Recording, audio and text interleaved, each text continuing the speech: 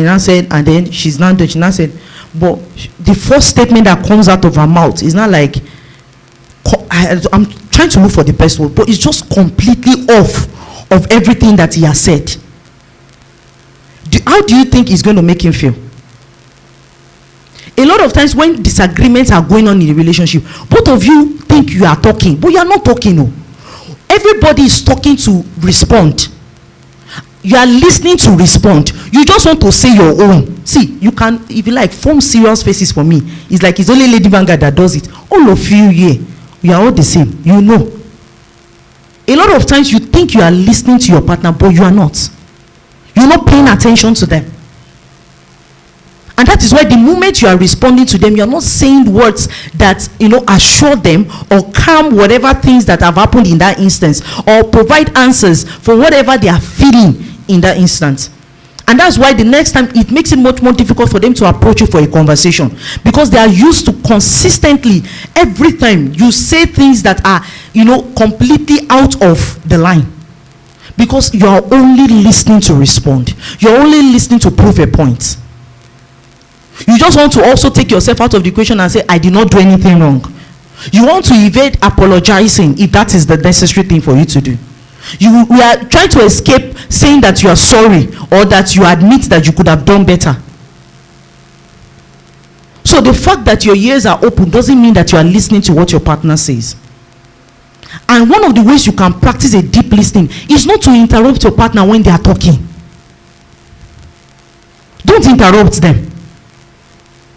The moment you are interrupting them, fine, say that I had something to say, so I didn't want to forget. Calm down. If you have to take a pen or a paper and note that one down so you can respond, it's better than the moment they start something and say, I already know where you are going. Don't worry, let me just address it now.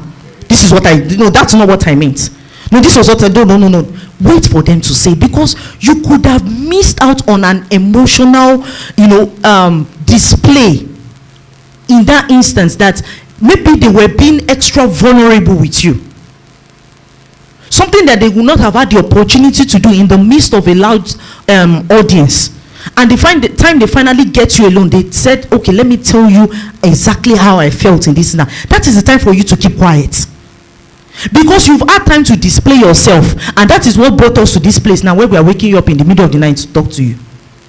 Because we are looking for calm and peace so that we can talk. It's the time for you to keep quiet and let your partner talk. Are we together this evening?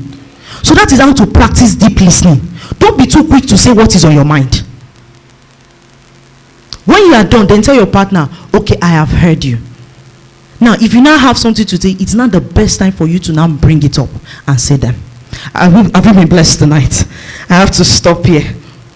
Let's be on our feet. Hallelujah.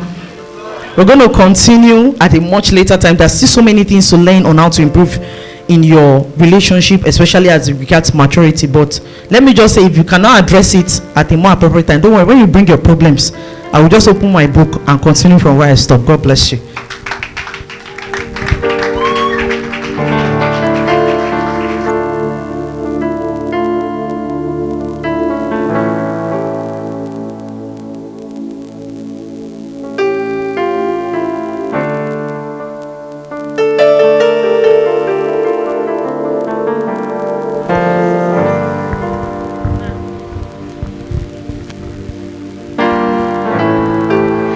Praise God.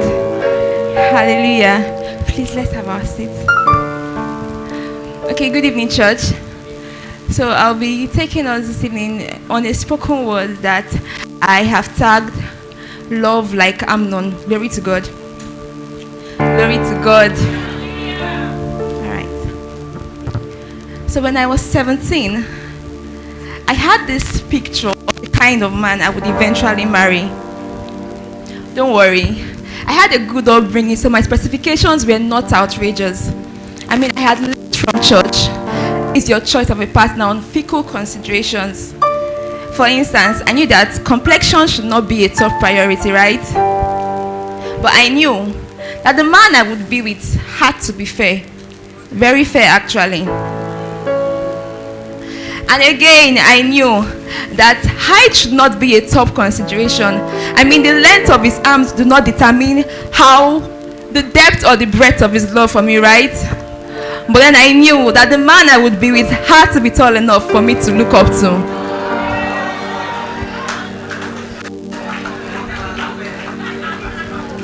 And then wealth. Why? Anyone could become rich within the space of a day, right? But then I also knew that this man I would be with needed to have at least a car or two to his name, maybe a house too. And tribes, why? Why should that be your problem? Have you not read in the Bible that there is neither Jew nor Greek, but we are one in Christ? But then I also knew that the man I would be with would most likely not be a Nigerian. And even be a Nigerian, he will not be a Nigerian in Nigeria.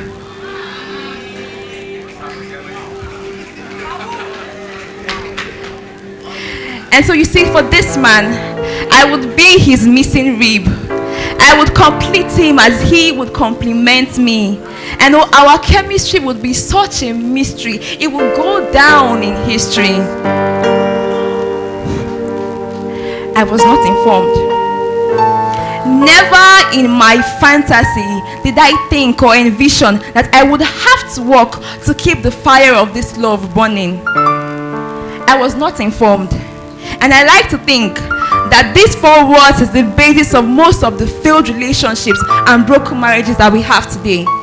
Because I was not informed that love could begin with excitement, but it is sustained with commitment.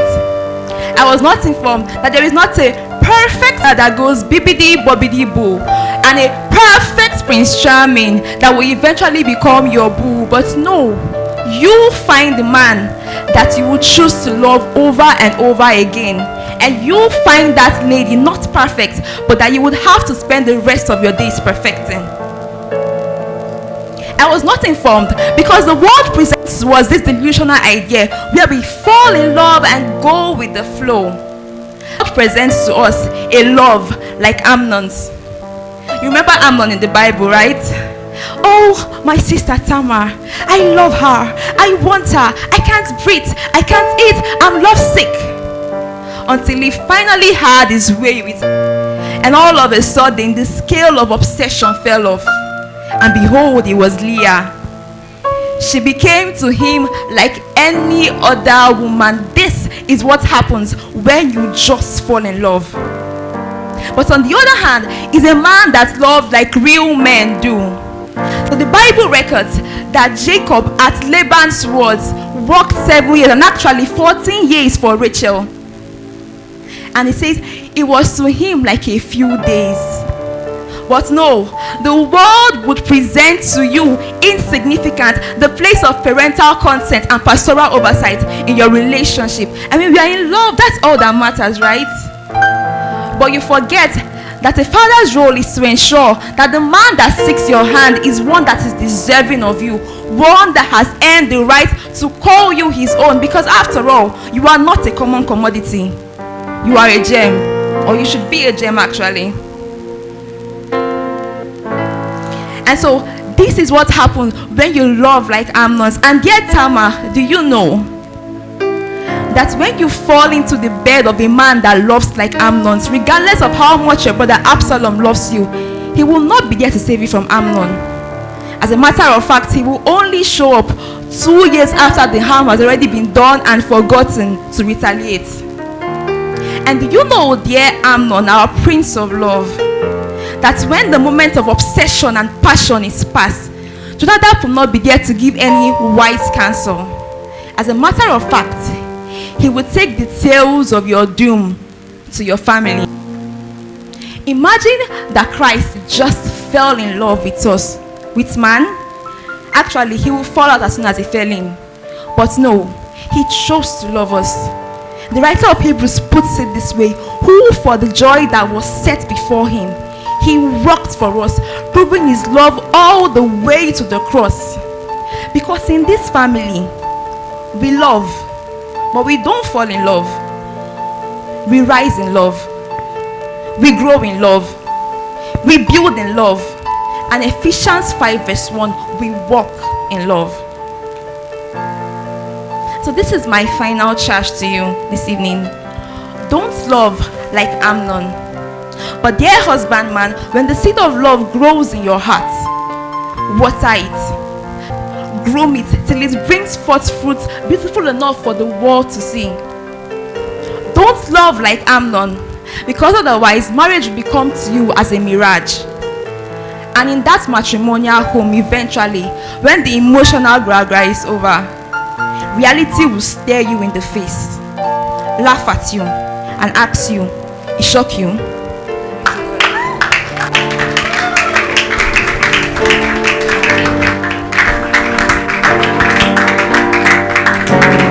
Hallelujah. All right, celebrate. Come here one more time.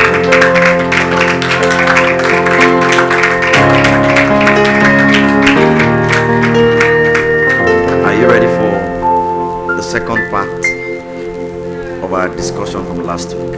All right, pick your Bible. Let's read together. 1 Corinthians 13. 1 Corinthians 13. Go read again from verse 4. Please celebrate my wife for the word that came earlier.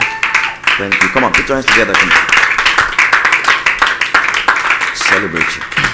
All right, let's read. We're going to read verses 4 to 8 together. 1 Corinthians 13, verses 4 to 8 together. Are you there? Let's read 1 to ready, go. Love suffers long. Come on, read louder. Are you suffering long? What's going on with you?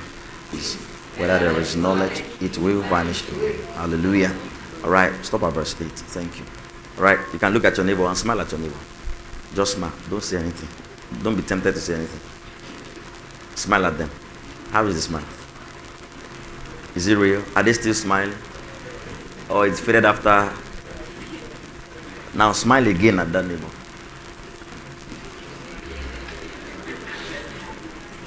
So now tell them, say, neighbor, it's a pleasure to stand with you today. And it will be a pleasure to sit with you. So have your seat. Glory to God. All right.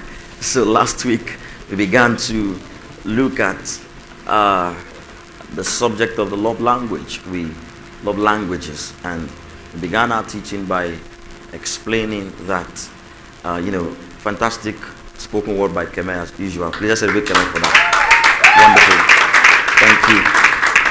She took from some of the things we learned last week and made a piece from that.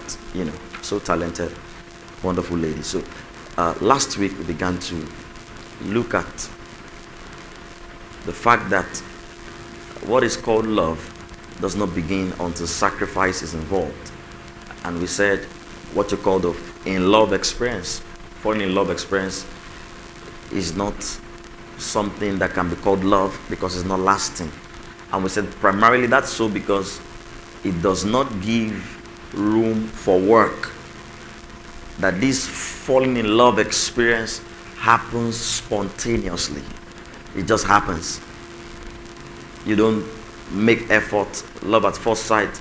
Meet somebody today and then you're already head over heels for the person. No effort. So we said love really starts when you begin to work, where you see the things that are seeming setbacks about the person, seeming blips about the person, yet you still choose to stay. You still choose that this person will be the one that you will spend your life with. So if everything is still just rosy, easy, no errors, no weaknesses, everybody's telling you that this person has this issue and that issue, you say, well, you are the one that is just jealous. It's because you are not in a relationship. Finally, when I found someone that I like, you are complaining. So people see things that are obvious, but you don't see those things. So those things happen in love stage. And the moment you spend about 6 months, 1 year, 2 years out of that cycle, your eyes begin to open. And you start to see that it takes more than just emotions to sustain any tangible relationship. Like I told you last week, everything that will last must be built on commitment. You can't sustain anything on relationships. You can't keep anything going for long on emotions, rather. On emotions, you have to step out of emotions and enter into commitment. So something can start with emotion but it cannot be sustained by emotion. It must pass from the emotional phase into the stage of commitment. Commitment in that you will say that whatever happens, I'm staying here. Whatever happens, this is my home. This is whom I've loved. This is whom I chose. Even if it was an error, I'm going to stick with it and, bear with my error. So we said you have to stick. You don't run out. We gave some statistics and we said people that go for second marriages, they divorce and then they go for another marriage, the chances of that second marriage failing is higher than the chances of a first marriage failing. And we said people that have the boldness that still after the second marriage are not satisfied, they go for a third one. The percentage of failure is even higher for a third marriage. So what we are trying to say is there's no point jumping around. It's better to just stick to what you have, what God gave you, or what you gave yourself. Praise God. So we said that now calls for the responsibility of working on what we have seen as love languages, whereby people have how they communicate love and how to celebrate you. Some of them are here on the live call. Some are hiding somewhere else. We celebrate all of you. Thank you for joining us again. They were looking at me almost like, Pastor, you have not celebrated us today. Now I've done it. All right. So everybody receives love in at least one of those ways. And this is so crucial that many relationships that don't have this understanding can end up crashing. I did a shoot yesterday, like I said in the morning, and one of the topics we discussed there was lessons from my first relationship, which is going to be out whenever Josephine allows it to be out. And one of the lessons I learned, like I told you briefly last week, I learned after it had ended and crashed, and I read the book on love languages. I realized there were a good number of things that I could have done differently if I understood that I was dealing with somebody that had a way of receiving love. So technically I was at fault also for how it ended. So I saw, having read the book and gained knowledge, I saw that there were things I could have done differently. There were ways I could have handled things differently that would have meant that the relationship stayed and survived beyond how it did. So this knowledge is so fundamental in all human relationships and in marital relationships especially. It's so basic. You might think that it's not important, but if you're in a relationship and you've been having some struggles, I can tell you that the majority of the struggles are down to each person's love language, how they receive love, how they communicate love. And we said that you receive love in a certain way, or that you communicate love in a certain way, does not mean that your spouse is receiving that love from you. That you speak the love language in a certain way does not mean that your spouse will receive what you're saying. That means sometimes your actions don't come across to your spouse as love actions, whereas they're craving and crying out for something else. You do something and you think that you are communicating love, but it's just rebounding. It's not getting to them. Whereas there is a complaint, there is a whining and crying for certain actions to be taken by you, which you have not carried out, and you are probably believing that you are portraying love. So that's why this is so basic, that you must understand that people may not receive love how you receive love. Last week we also saw that many people were raised in certain ways, therefore that's how they receive love. So most people's love languages are based on how they were raised, how their families were, because different families have different settings. Families are not the same. So the structure within every family will determine how somebody will perceive love. So the majority of us grew up with a love language that was based on how we were raised, whether in a positive way or negative. That means whatever you were not shown as love as when you were young, you may crave that when you are older. For example, some people that were never told good words when they were young, They are always seeking acceptance, always seeking affirmation from people. They are always so eager for somebody to speak well of them. And if you're not careful, very soon people start telling you lies because they know that's what you want to hear. So somebody that was raised in an environment of harsh words, when somebody compliments him, he's so shocked, so surprised, and those things warm their hearts. Before you know what's happening, they begin to tend towards such a person. So how we grew up is important. It determines a lot about how we receive love. So we said in every relationship, every spouse must work. Both parties must work. You must not sit back and say, this is my love language, I just communicate like that. You must learn the love language of your spouse and decide that I'm going to communicate in the way they receive love. So just like you learn languages, you learn dialects, you can learn a new love language, and you won't say, this is how I am, that's how I give love. If you can't take it, then let her not take it. You have to be careful. Like I told you last week, whatever you are not giving to your spouse that they should have, if you are not careful, very soon somebody out there will be giving it to them. Somebody, most times harmless. Most of the people that probably go to cheat in their relationships, that have extramarital affairs or just keep multiple lovers, some of them don't really want to do what they do. Some of them is because their love tank is empty, and whoever can fill that tank is who they go for. Have you seen people that the kind of people they fall in love with or they are in love with are crazy people? People that you can't almost believe. People that they are not even proud of. But because this person supplies to them something that they lack, they don't care. You might not understand why they are crazy that way. Sometimes you see, so is this the person you are cheating on your spouse over? You are wondering. They might not even be looking as good as your spouse. But what they are probably giving to you, your spouse is not giving you. So, while everybody has to hold themselves well, every spouse has to ensure that you don't make life difficult for your other spouse. You do what is best to ensure that, because some people, like I told you, they don't really want to do these things. But when the love tank is empty, even if a madman speaks to them on the street, they are happy, they are smiling, because nobody ever said anything nice to them.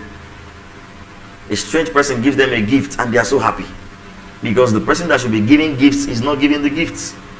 The attention that they need from the person that they claim to love is not there. So, without knowing, they just begin to chat with this person, and they find it comfortable chatting with this person, chatting every time at odd hours. When it was happening, they start dreaming of chatting with the person all the time, because that one gives attention. So those are things that you have to watch out for and say, well, no, so it doesn't matter. That's where I give love. If he doesn't receive it, let her leave it. No, every human being has an emotional tank that must be filled, and it is the appropriate duty of a spouse to fill that tank as much as possible. So you discover intentionally what appeals to your spouse. You discover intentionally what your spouse will love, how they will receive love, what communicates affection to them. And when you have discovered that, whether or not it is how you speak love, you must learn it. Learn it for many reasons. I'll just give you one of them. For many reasons, you should do everything possible to keep your spouse. Those say, well, they should be faithful. They should be faithful, really. They are humans. They should be faithful. In spite of everything, they should be faithful. How? Everything they meet around you is hostility. They feel no love around you. You do everything that negates every statement of love around them. You're harsh towards them. You're mean. You don't care. You have no time. Sometimes they speak about the same thing over and over and over again. You do nothing about it. And then you just expect people to be like that. Everybody has an emotional tank that must be filled. So it's part of your duty as a partner to keep your partner. Keep them by every righteous means, every good means. Don't say it doesn't matter. I've discovered that many people that have good people, they don't value them. Those that marry good people, they don't value them. They assume that, well, it's fine. He's a solid guy, he's a good guy. Oh, good people do get corrupted. People that were good become corrupted. So he says he's a good person. If I trust him, nothing can happen. But whereas you are leaving him for the wolves, you are leaving him at the mercy of street girls, those that are looking for just somebody, anybody out there. You say, well, it doesn't matter. So I've realized that some people that have good people, that marry good people, they take those people for granted because they are all good, they are all kind, always there, always loving, always available. So they don't intentionally fuel their passion of love. They don't intentionally fill the tank of love for their spouse because they believe he's a macho man. Oh, she's a strong woman. She knows how to take care of herself. She knows how to handle herself. Oh, she's a love being. No. Everybody that is in a marital union needs the affection of their spouse, the right person. So if you're married to a good person, I believe you should marry to a good person. If you're not married to a good person, that's problem. But if you're married to a good person, don't take them for granted. If you are in a relationship with a good person, don't take their goodness for granted. Someone that is kind, someone that speaks soft to you, that never raises their voice to you, at you, that never raises their hand at you, that showers you with gifts, that gives you attention, that knows how to care for you and do everything for you, never take them for granted. They make your meals, wash your clothes, do everything for you. Just ensure that you can do what you have to do successfully.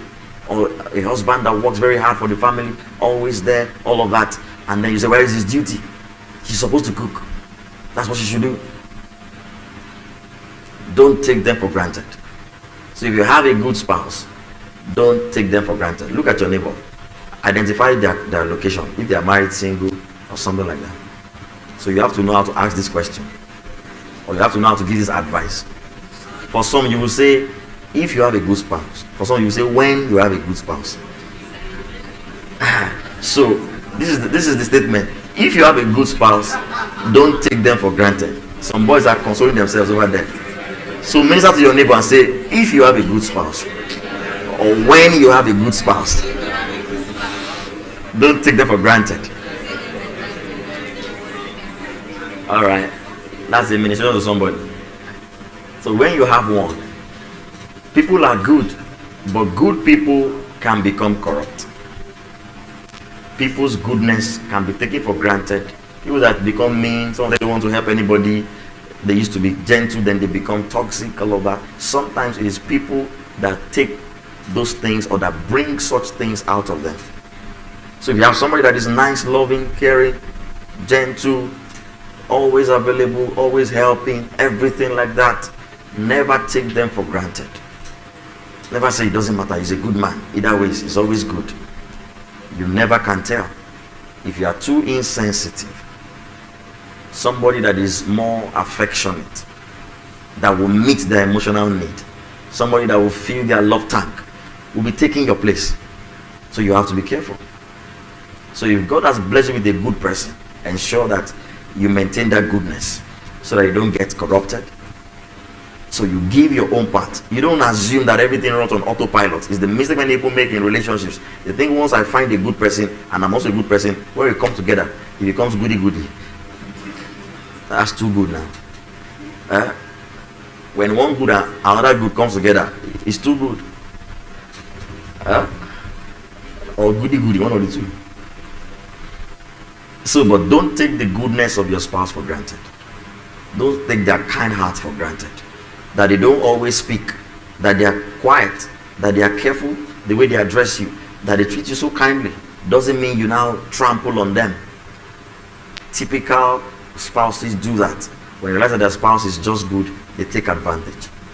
And like I told you, if they find a colleague or a friend or somebody in church, if somebody just there that treats them better, every human being will always tend towards that person that treats them better. So ensure that you are the one that treats your spouse the best. You give your spouse the best treatment. Ensure that nobody outside does better than you. Are you getting what I'm saying now? Some people, you might feel like I'm sad. Why am I saying you have to keep my man? Yes, you have to keep your man. You have to keep your woman. You have to. Don't leave it on autopilot. The devil will prey on it. So you give your best to your spouse. You do your best for your spouse. The moment you are giving less than your best, somebody innocently out there will fill their love tank for you, and then they will detach from you, and they will prefer to be with another person. They will prefer to talk with another person. They will prefer to gist with another person. They will feel emotionally connected to another person instead of you, that should be the primary source of love for them. So we began to look at the first love language, words of affirmation. And we said is when you speak good words. I would say it doesn't have to be long sentences, simple, sharp words. I like the way you are dressed. I love the way you give that speech. This meal tastes so nice. Sharp, direct compliments, good words. And we began to look at some dialects of the love language, words of affirmation. Who can remember the first dialect we looked at? Who can remember? Encouraging words. So the encouraging words are words that give courage.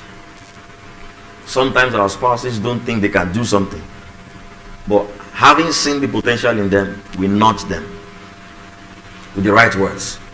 Not that so you eventually do it. You shouldn't have done it now. You shouldn't have done it. No. Oh, wow, this is what you like to do. I encourage you. Please go on with it. So you give courage to a person. The second one was what? Kind words.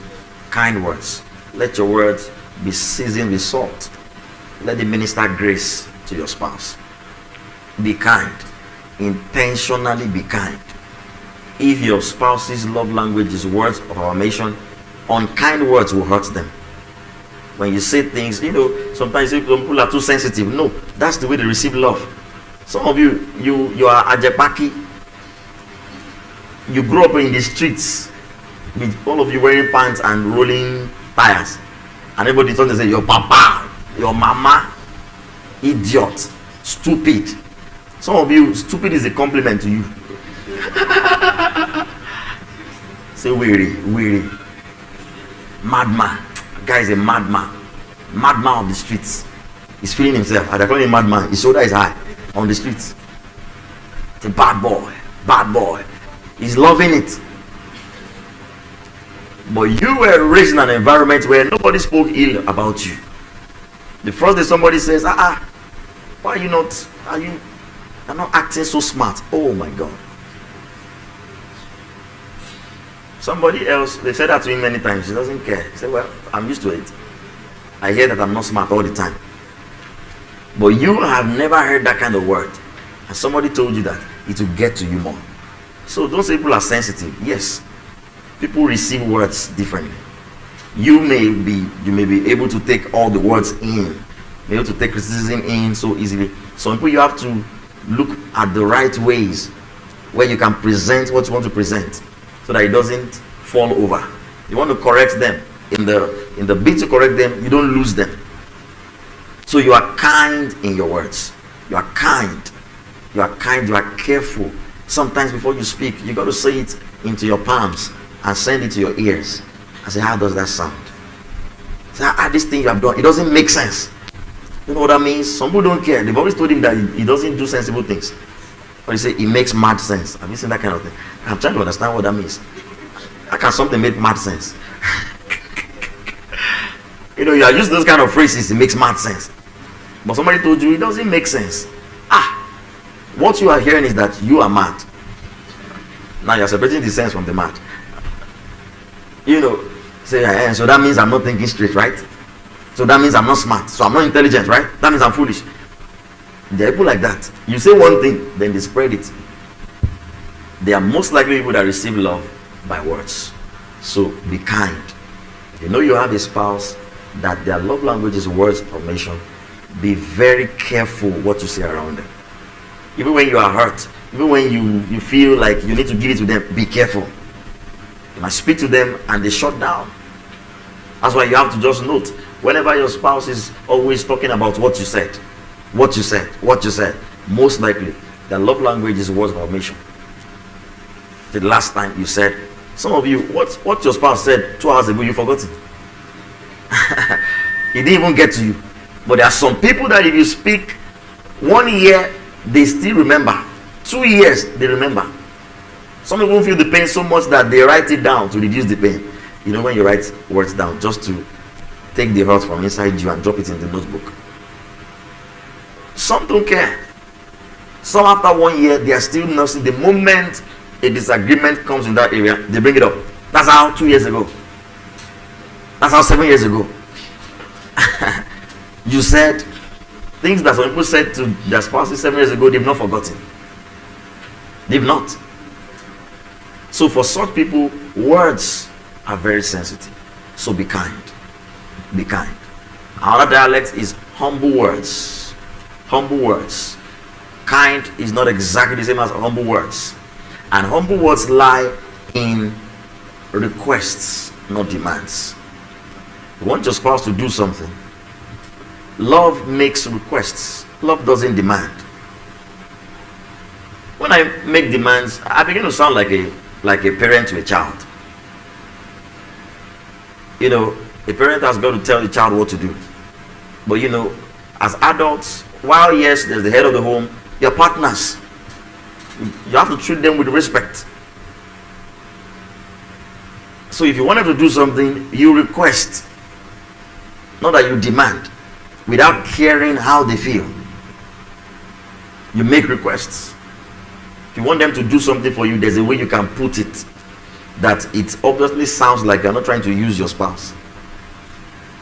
You're always sending them things. My wife likes to send me things.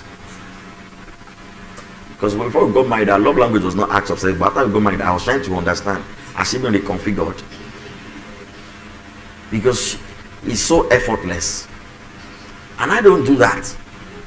I prefer to go pick that stuff myself. But my wife will go pick this stuff. Was it yesterday or 2 days ago? She was lying down. She said, I should go and turn off something for us. In my mind, I was like, well, you can also go. We are both in this place. The same energy to take you to stand up, go do that thing. It's not like I'm outside and you say, please do that thing for me. We are both in the same space, but you are sending me to go and do it. Why? You know, I think it comes maybe now naturally to her. So, but there's a way now, it's part of the business. You got to run errands for your spouse. That's normal, all right? You say, say, go and bring that thing for me. You are both sitting there, bring it for me. Do this one for me. You know, females especially, because they spend a lot of time in the kitchen, they are like that. Make so many demands. Do this one for me. Do that one for me. But I look at myself, I never ask her for anything.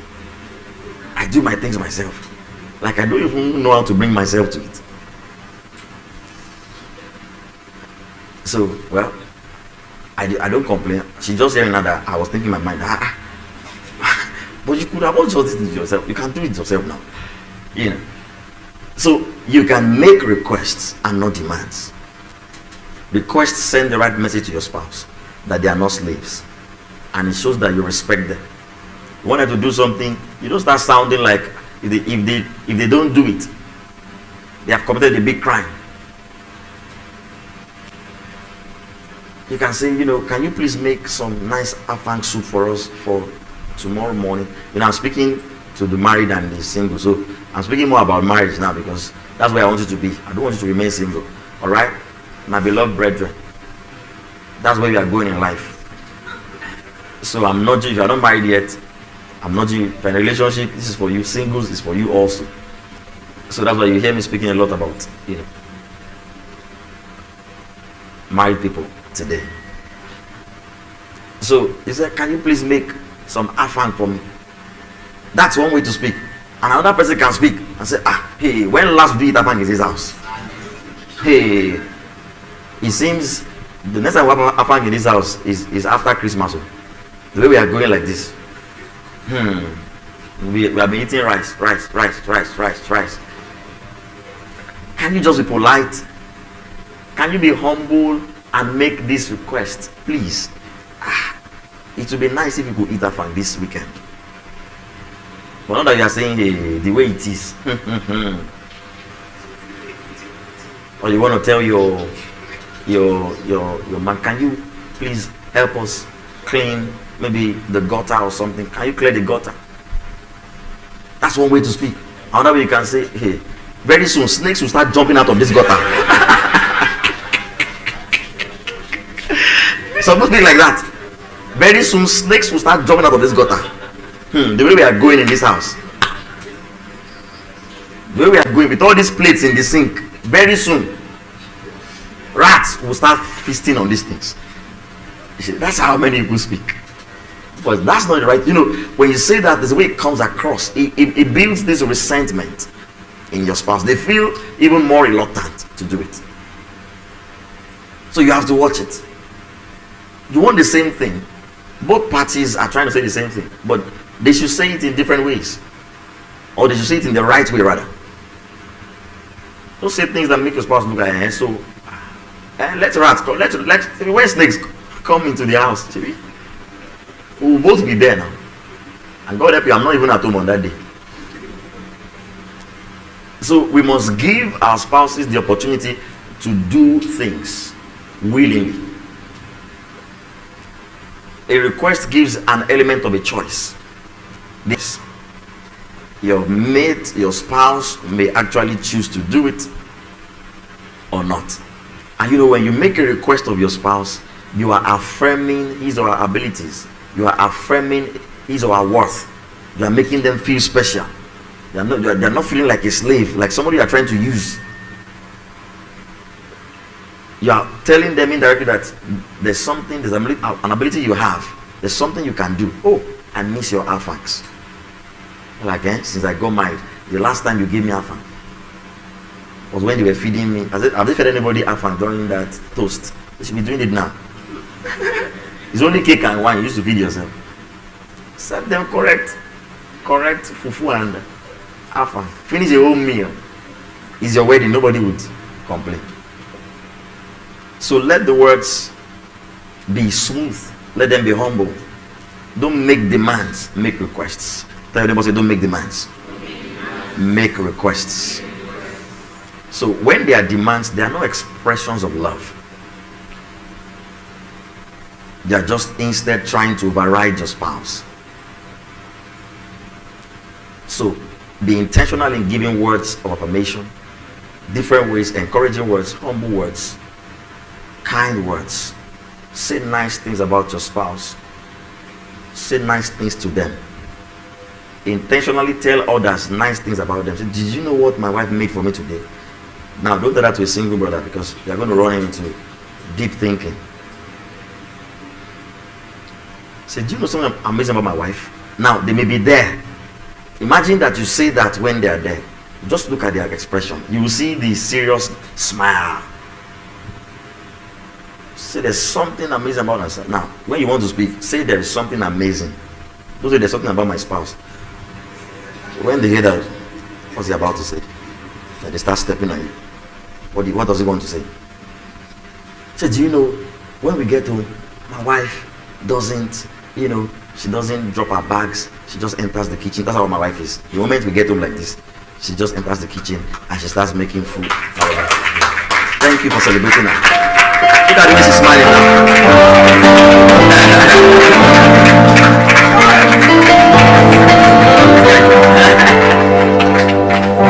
Look at the way she's smiling. Just look at what I've done. Just look at what I've done.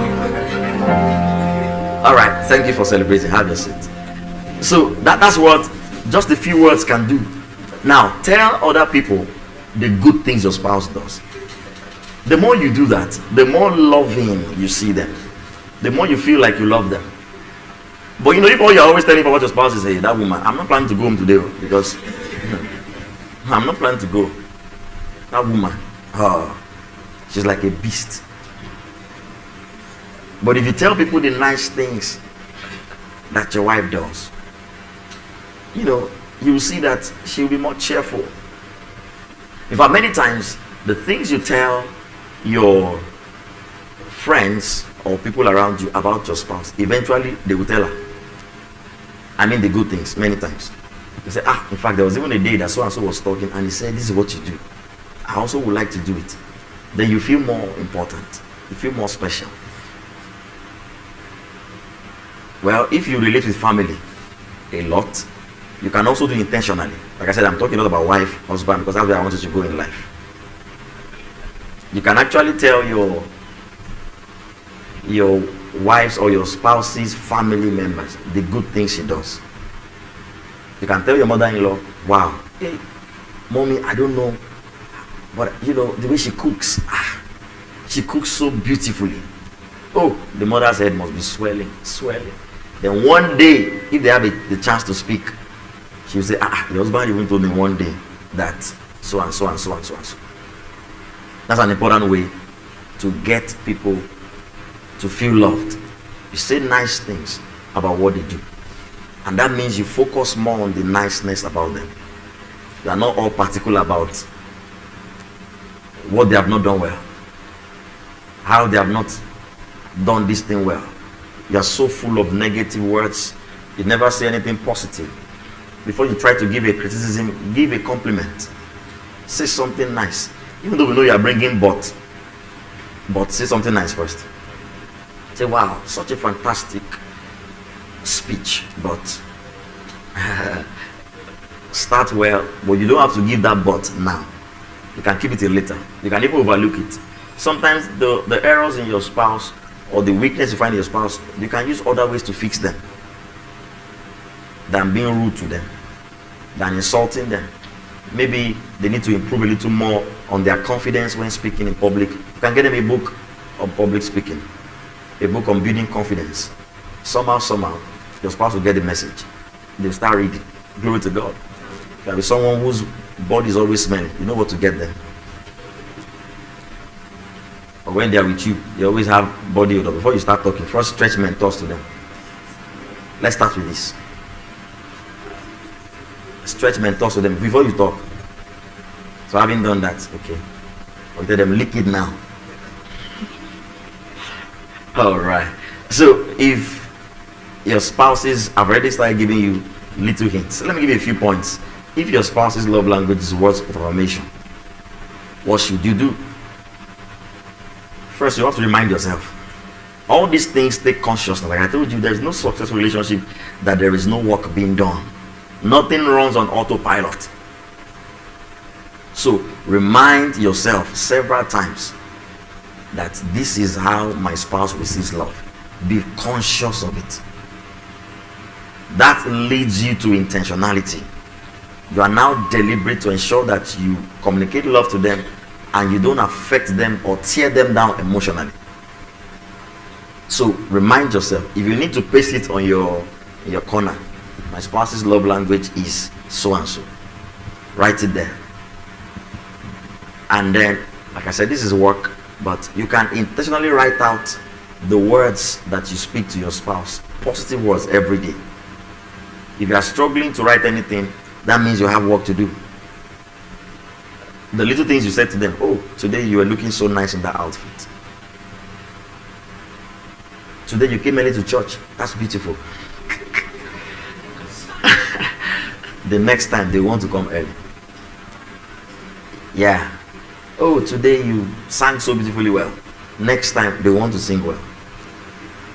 They won't want to disappoint you again. And the next time they do it well, say it again. Because I've told you once.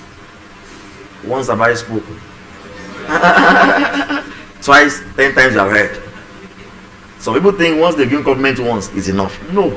People that receive love by words, that's how to keep filling their love tank.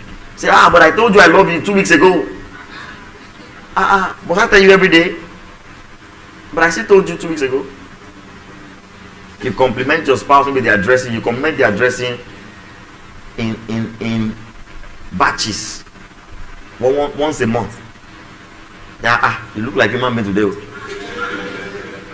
Hey. You look like human being today. I'm so proud of you today. So they look like chimpanzee before now. Congaism. Chimpanzee. So another thing to do is set a goal to give your spouse a different compliment each day of the month. It's work. The things I'm telling you to do is work. Once you discover that that's how they receive love, set a goal to give them a different compliment every day of the month. There's a popular saying that an apple a day does what? Keeps the doctor away, right? An apple a day, even though I don't know if many people are eating up 1 apple a day, but you know, it's now expensive. It's almost, 1 apple is like $2. You're looking at $2, looking at apples. What happened? Should I eat this apple or save my money? So if an apple a day keeps the doctor away, we can say a compliment a day keeps the counselor away. That will mean that if you are doing what is right, your spouse will not need to bring your matter to the counselor or to the vanguard and say, yes, for a long time I've not felt loved. So a compliment a day keeps the counselor away. Also, as you read the news, read on social media, especially now, you listen to, you know, the TV, you watch the TV, listen to the radio, wherever it is, you can intentionally jot down complimentary words. Some of you are looking at, hey, so I have to do all of these things. Yes. Oh, see something nice like that. I've been teaching now. I've given a few complimentary words. You can write them down. Some of you don't know how to create words. Some people are good content creators. Some don't know how to. Their memory is usually blank. So if I give me a compliment, I say, God knows. your nose. The way this your clothes is really. You want to say something nice. It's really nice. So that's all they can say. You have a nice clothes. But there's a way to play with words. Glory to God. Words do get to women's head particularly. There's a way some people, you can turn their head with words. You know what to say. Some of it is word you use to turn your head. You know what to say. You know your way around with words. So become creative. Don't always say, your clothes is nice. It's nice. Today is nice. Tomorrow is nice. Every day is nice. Okay, tomorrow is very nice. Next tomorrow is really nice. Wow, it's super nice. Always have amazing words. So, wow, that's wonderful. That's amazing. That's beautiful. That's fantastic. Wow, that's splendid. That's miraculous. That's monstrous. That's dangerous. That's so intentionally, when you see words, write them down. This is work. Tell your neighbor, say, this is work. So as you write them down, then you now give them out. Then your pastor asking, what a gem you are. You just write that, and then you give that compliment intentionally. So you can write a love note, a love letter, like you call it, something little, a sentence, just something little to your spouse to make them feel loved. You know, some of those notes, you keep them for a long time. For a long time. I was saying yesterday in that video shoot I did that when the relationship with that lady was going to start, she wrote a note to me. I think I shared that story with you once. I don't know if I shared it with you once. That she wrote a note to me and kept it inside a nylon with Titus sardine. You know that Titus? I didn't know. So nice actually. But I almost missed the whole thing. She responded by writing a note. But what was in the note did not make sense. Sorry to say. You know, and that was one of the things I said was a lesson. I think I've told you before. That, you know, person said, you know, okay, let's see where our emotions will take us to. Carry me, they go. About carry me, they go. Imagine that relationship, somebody else will say, well, let's see where our emotions will take us to. No wonder the thing crashed. So don't receive such words. If they tell you, no, I don't, give me something concrete to work with.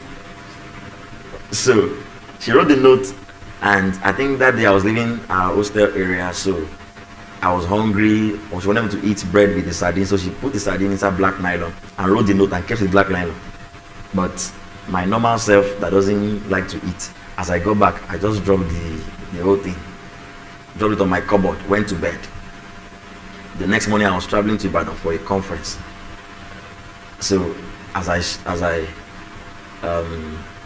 woke up, prepared for the conference with my colleagues. It was a departmental conference, and then I said, as I'm going on the way, I'll buy bread and eat this thing with bread. So I took the stuff, just that I know like that, the way it was. I put it in the pocket of my suit. Nobody will know. Just inside that place. It was just lying there. So I put it in the inner pocket of the suit, not this one out here, the one inside. You know, like Pastor MK's. Okay, yeah, that's it there. Some who don't know, please show them. This white thing. So I put it there, and then I said when I get on the way, I'll buy bread and just. But as we went to Ibadan, there was a rush. We didn't have time. We went for the the conference, and then we finished. I was saying I'll buy something. They bought us snacks, and I didn't still touch it since the night before. Imagine somebody gave you a response, is wondering, this guy, what's he doing? He has not said anything.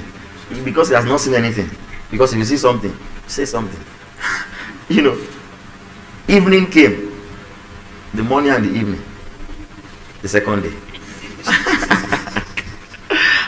And then we're traveling back actually. The thing was still inside.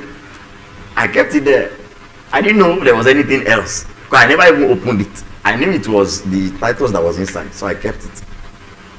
And then, you know, my mentor, you know, still our mentor till now, in Ireland now. He was conversing with the lady, because he was both our pastor back then. I said, what's going on?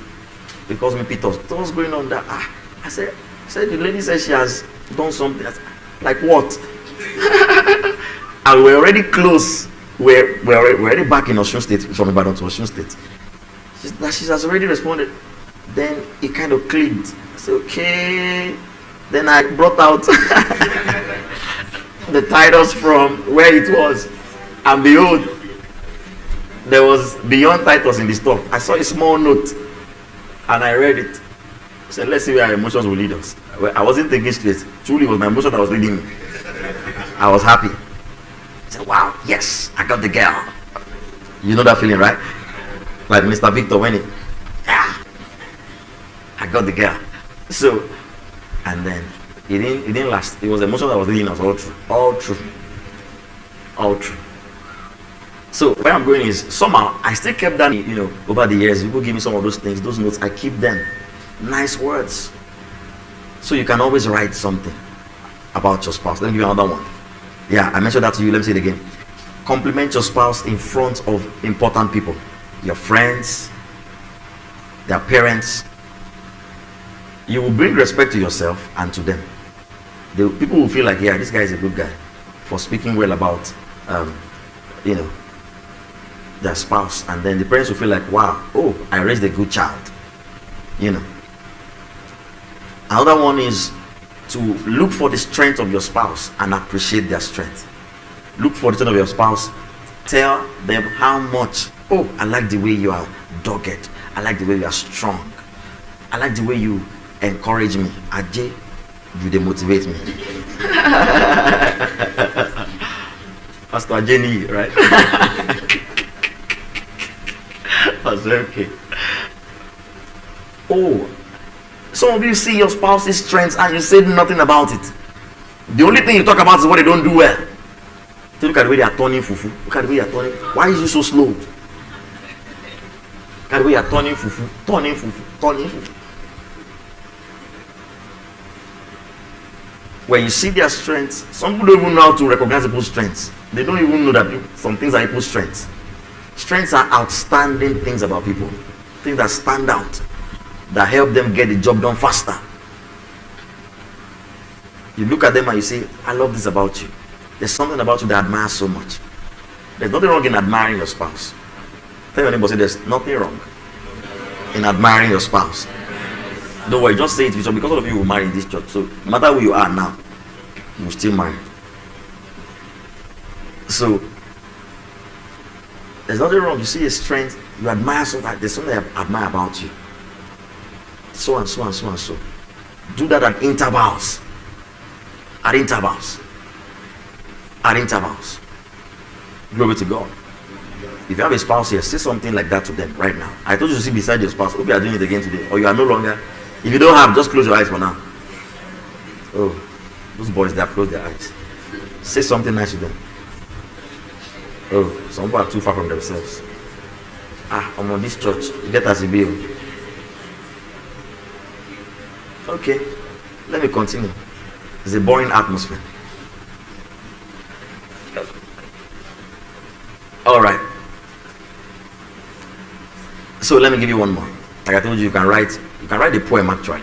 If you are good in poetry, write. Don't only write. You create content for brands, but you don't create content for your wife, for your man. Your best works, they see them on social media and say, my man, they write, but he's writing nothing for you, right?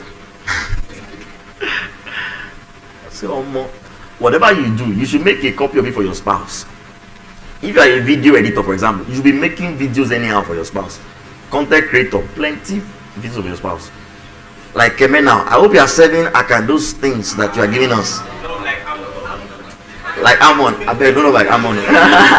I mean, don't look like Ammon. Akan must be enjoying. He wakes up every morning with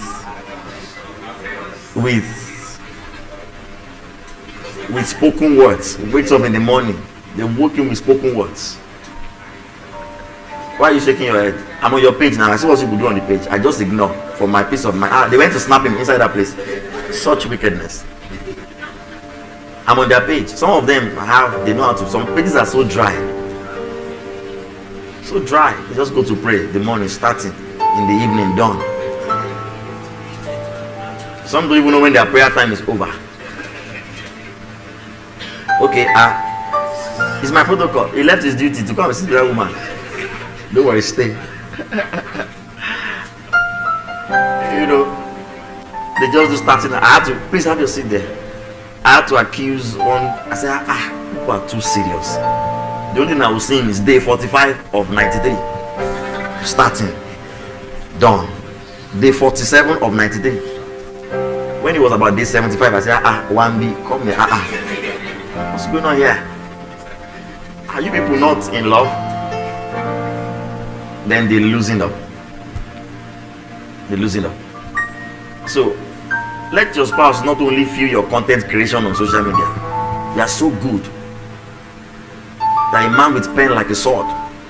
So good. But when it comes to your spouse, nothing. The best of you they see is out there.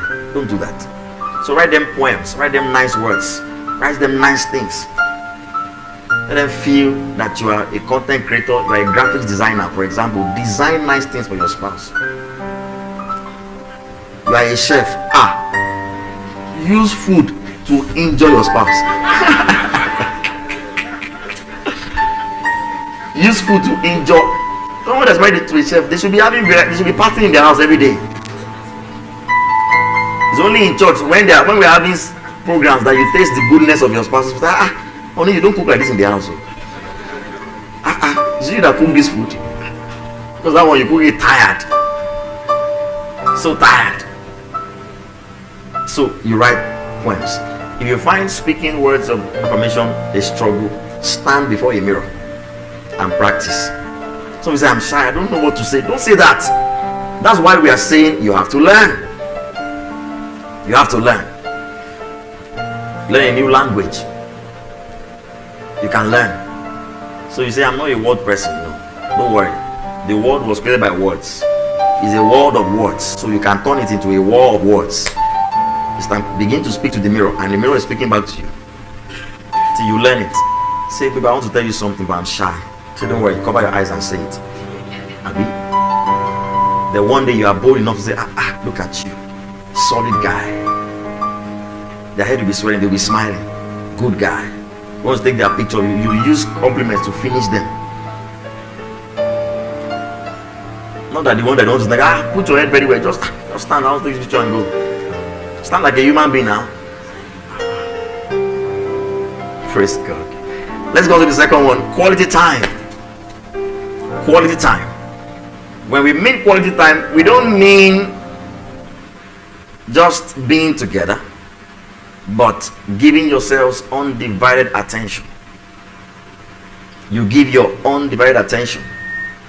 That is, not that you are sitting watching the TV together. Both of you are on your phones, but you are lying down beside each other. You are in the same house all day. You never went out, but there was no activity that you did together. So quality time is when you give an undivided attention to your spouse. You make them priority. You make it clear that in this atmosphere you are priority. So you don't do any other activity. You pay attention to them. Like when the father is probably playing with the child and he's doing multiple things at the same time. He's rolling the ball to the child, but he's pressing the laptop, he's doing his own thing. That's not quality time. So quality time is not about being in the same space together. No. Quality time is that though you are in the same space, you are doing what is important. Proximity doesn't mean you are spending quality time together. That you are together doesn't mean you're actually spending time together. You might be in the house all day. You might be in the same space all day. You might be on video call all day, but you are doing something else on the video call. So whoever you're in a relationship with, you spend quality time with them. You talk. You don't just sit there. You know, married people, especially when they get married, they're not talking about anything again. They are too busy. Wife just cooks food, puts food on the table, walks away. But you see dating couples who are still just, when they sit across at a restaurant, you can tell. In a restaurant, you see a dating couple, they are, leaning over the table, talking happily, rejoicing, taking short videos. But you can look over there and you see the couple, old papa and old mama, they just came to eat. They serve the food. And everybody begins to eat. And all through the eating, Baba is watching the TV. The woman is on the newspaper. And they say they've spent quality time together. I said, we just came from an outing. But you had no bonding. There was no conversation.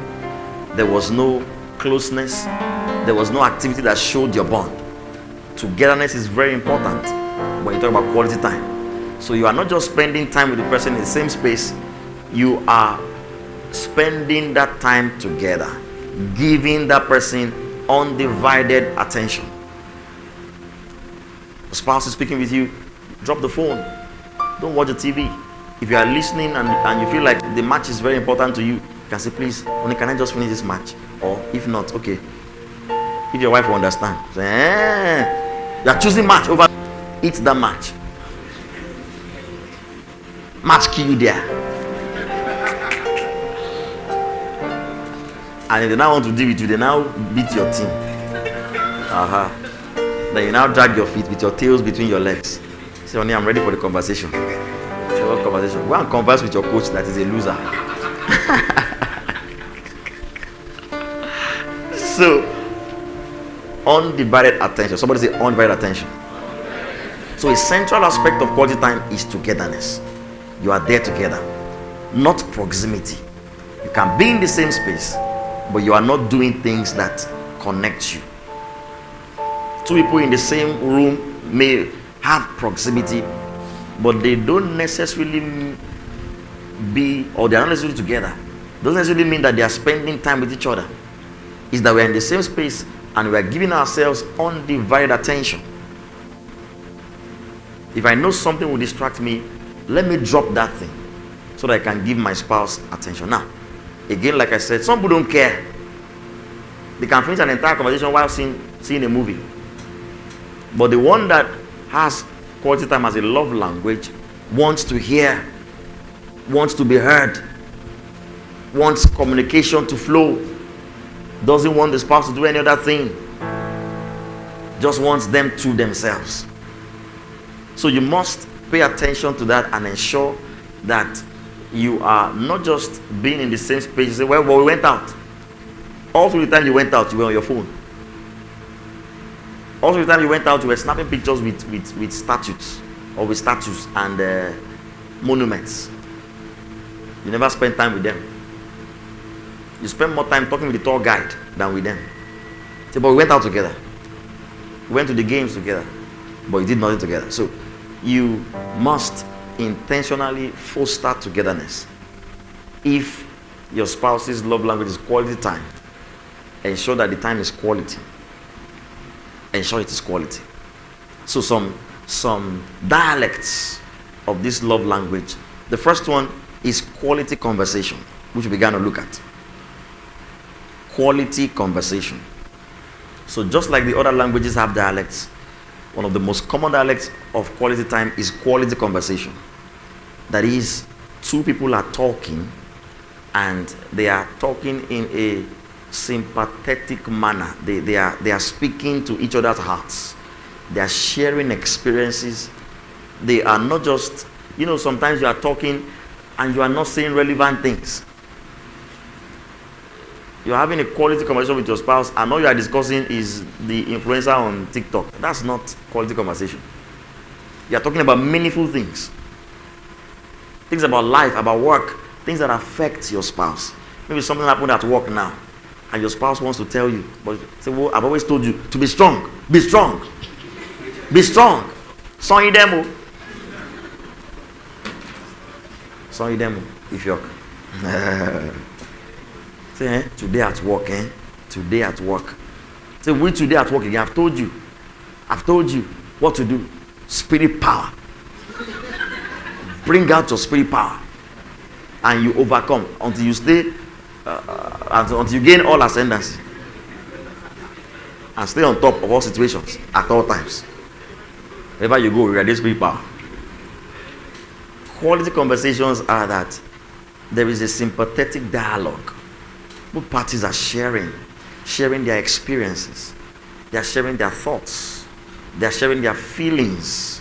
They are sharing their desires, in a friendly and an uninterrupted context. They are sharing about themselves. They are into each other. So, it's not just that you are talking, but you are saying what is meaningful. Some people say their spouses don't talk. It's because you don't say sensible things. You don't say meaningful things. You're blabbing. I don't think if you are complaining about your club to your wife, it's quality, you are doing quality conversation. There's no quality in that. Then look at my coach today now. The formation he used, 3-2-5. I don't know. I don't understand how he thinks. I don't really get how he thinks. I don't know. That club, all the money we have spent. No quality in that conversation. Tell your neighbors they have quality conversations. So we are spending time with each other. We are listening sympathetically. We are trying not to judge. We are trying to first understand the feelings of that person. Why is this person telling me this? Why are they feeling the way they are feeling? So quality conversations are important. And in quality conversations, one of the first things you do is that you learn the important art of listening. You listen. My wife already spoke about listening. You listen. One basic practical thing you can do when listening is to maintain eye contact with your spouse. It's your spouse, so you shouldn't be scared to look at your spouse's eyes. Is anybody like that? When you were saying I do, was it not their eyes you were looking at? So maintain eye contact when your spouse is talking. That helps you. Keeps your mind from wandering. You're not looking everywhere else except your wife or your woman. So that makes the person know that they have your full attention. So maintain eye contact. Second, don't listen to them and do something else at the same time. If you are pressing your phone, which is common in our day, and then they are speaking to you, you can just drop the phone. Say, let me just quickly finish what I'm typing so that I can give you full attention. So don't listen to them and you are doing something else. Remember that it is about giving undivided attention. So if you are doing something else, you can just tell them, okay, I'm not really listening to you actually. Let me just finish this thing, then I will be with you. Don't lie. And the third one is, you can ask yourself, while your spouse is speaking, ask yourself how they are feeling. Listen for feelings. Sometimes, your spouse doesn't want any response from you. My wife told me that maybe some years ago, we're having a conversation, and once she's finished talking, I try to now respond, maybe encourage or something. She said, I wasn't even telling you so that you can give me advice. I just want you to listen to me. I just want you to feel how I'm feeling. I said, oh, I'm sorry. So sometimes your spouse doesn't really want you to immediately they are done. Like AI, you already have solution. I mean, that's how AI is. The moment you type the thing in, it's already downloading. This as at my last update in 2022. I must say, God, what punished that in 2022? How can you be on 2022? I don't know if it's my own AI that does that. Last 2022 update. So, listen for feelings. Relax. You are listening to respond. Don't listen to respond. Don't listen to respond. Sometimes your spouse doesn't even want to say anything. Particularly women are like that. Women sometimes, when they talk, just when you are done, breathe in, breathe out. Hold their head. Say nothing. Just go quiet. Okay, let it now be that they say, okay, but we don't have anything to say. Don't say, okay, it is well. No, brother. Say, it is well. But most times, you need to be in touch with people's feelings. And one of the ways to be in touch with their feelings is to listen for the feelings. Ask yourself, what this person is saying, what emotion are they experiencing? They're talking about a bad or a difficult boss at work. You're trying to picture, how are they feeling? How are they navigating the workspace? It's sounding toxic. You're trying to understand. You ask yourself, if I'm the one now, how will I feel? Or you can even ask them, so how are you feeling? What do you think? How are you feeling? I feel so disappointed. I feel unhappy. So that helps them. Okay, you know how they are feeling, then you know what to say. So number one, what did I call number one? Number one, do what? No, I gave you some points. We were not following. Maintain eye contact. Yeah, questions. If you have questions, you can start sending them. Would I still have some time? But questions, you can send them to the ushers. Number one, I said what? Maintain eye contact. Number two, don't listen to them and be doing something else. Number three, ask yourself how they are feeling. Number four is to observe the body language. Observe their body language. That's how to have a quality conversation. Observe the body language. While they are speaking, how are they expressing themselves? Clenched fists, are they crying? My wife has told me things before about from my work, and she's crying because the thing is really painful. Watch for the body language. Watch for the eye movement. Watch for the gestures. This may give you an idea of how to respond. It may give you an idea what the other person is feeling. But imagine that you are talking and then all you are doing is you are pressing your phone. You can't see that. You can't know. The person has already cried and cried a bucket. Say, just now you started crying. Just now you started crying. Cry me a river. Sometimes as you are conversing like that, ask questions. I want to really get how you are feeling. So when this person said this to you, you felt bad, right? Say, yeah, I did.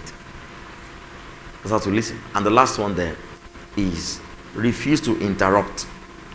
Refuse to interrupt. This one is a very difficult one for human beings because on average, by research, things can not talk for only seconds.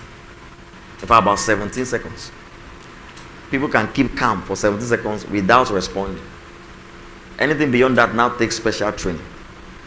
So, while you are listening in an undivided manner, you are also trying to give full attention without interrupting, without speaking. Let them finish before you ask your questions. Say, wait, I know where you are going. I know where you are going. I've been there before. Oh, well done, high priest. I've been there before. You do not have an high priest that cannot be touched by the fleas of your infirmity. I was in every point tested, yet without sin. So you want to try and understand their thoughts, understand their feelings. All of us have a lot to do in this area. Listening well, maintaining eye contact, trying not to be too quick to interrupt.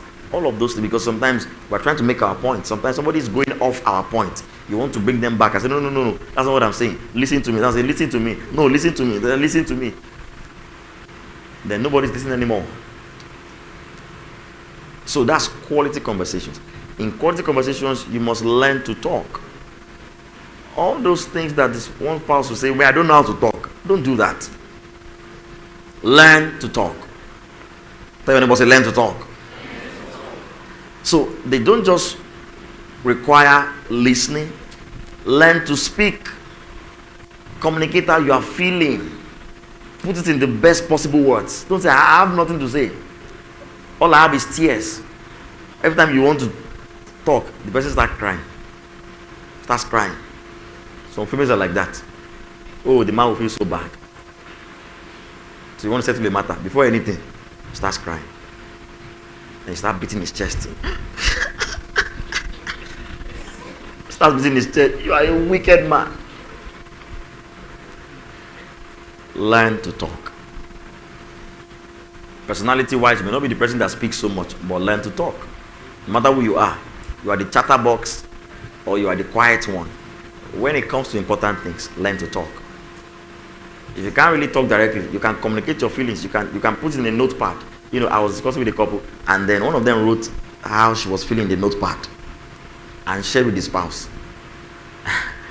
That was actually nice.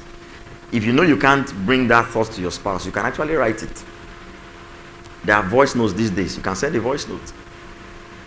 And then your spouse wakes up to it and says, what happened here? Is it confession? Is it prayer?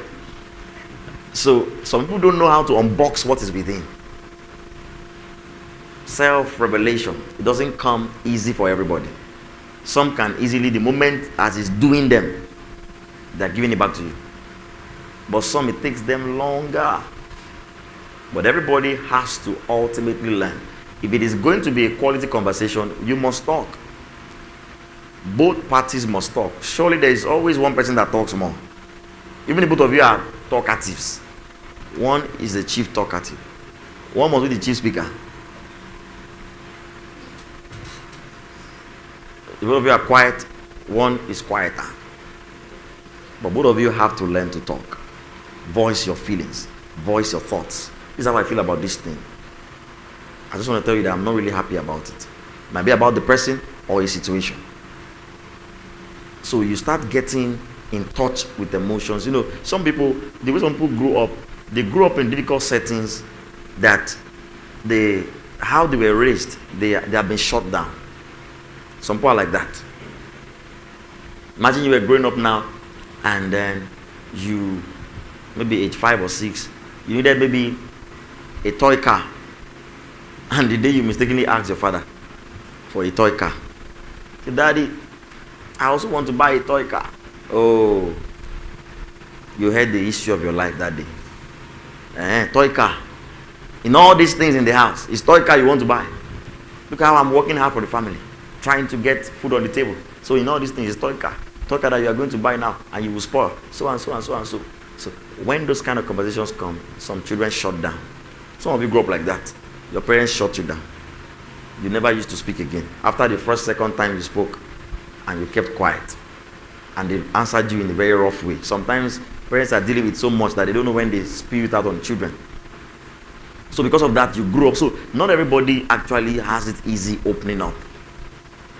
It's possible. Some people grow up like that because of how they were shut down when they were young, they are no more in touch with their emotions.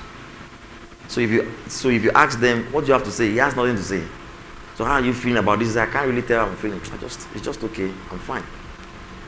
Some grew up in a place where there was no love, no discussions. Sometimes growing up, if you have some kind of parents, they talk with you.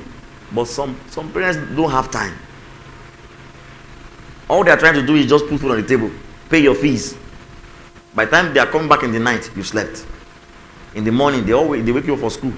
Then on Sunday, they put you in the car, drive you to church. No personal affection. So that kind of affects many people. So many people grow up with that kind of bottled emotions. They don't know how to speak. But in summary, you have to begin to gradually get in touch with your emotions. Get in touch with how you feel. And one way you can do this is, in different situations, take time to write down your feeling. For example, somebody did something to you now. Write down how you feel. Or you can ask yourself, since today started now, what emotions have I been feeling? Have I been feeling happy, tired, There's just something that just makes me feel down. I don't know. Ask yourself those questions. And then when you are in different situations, you can ask yourself how you feel. If you know you have a spouse that does not really talk, this is one way to unlock them. Ask them regularly how they are feeling. Most likely you get a response first day, second day, I'm just there. No problem, fine.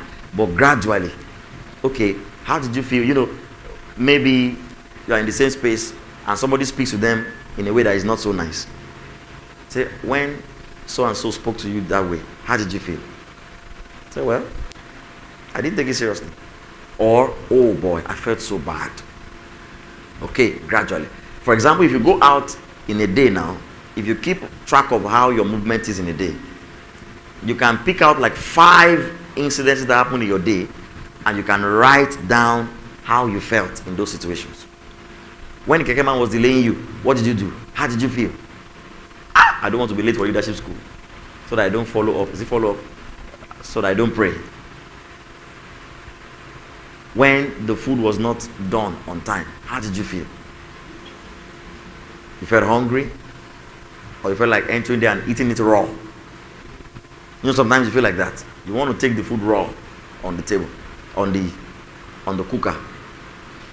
So, one way to gradually unlock your emotions is to look at different scenarios in your day. Look at how you responded or how you felt when something happened. Are you listening to what I'm saying now? So write down your feelings, maybe in a notepad. Write it down, and then now with your spouse you can now revise and look at it and say, okay, when this happened, I felt like this. When my colleagues spoke to me, like when I missed the bus, this is how I felt so dejected. As people do that, gradually they unlock their emotions. Everybody has emotions. We all have emotions. We have thoughts. And in every event, there's a way we are feeling. Every time, there's a way we are feeling. Like now, there's a way we are feeling. So we are feeling tired. I'm also tired. Let's continue. Tired means tired. Just kidding. Some of you, you'll be feeling overwhelmed. Some are feeling overwhelmed. They can't tell their spouses. So, after they give the next task, you felt overwhelmed. You can write it down.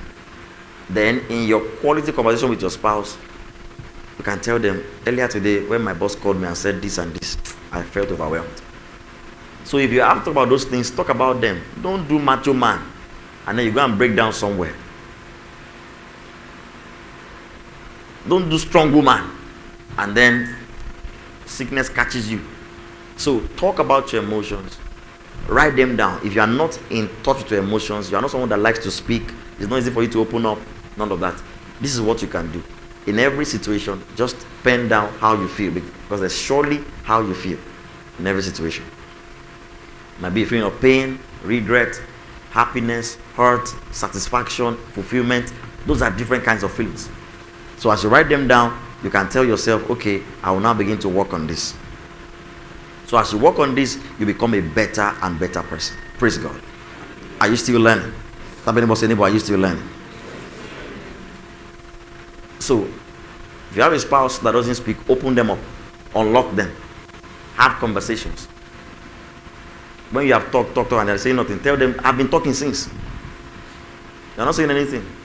After all your gist, okay, wow, so nice.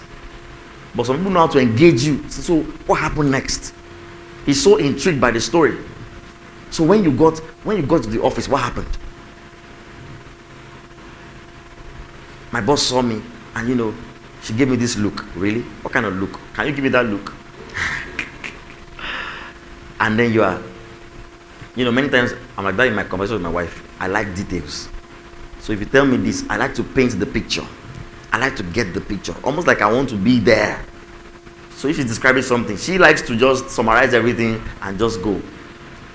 She can say 2 lines and she expects that you understand the whole story. I will say no. So when this person did this, what happened? So you can speak like that. Another dialect of quality time, let's try and move faster now, is quality activities. Quality activities. So in this one, you are doing important things together.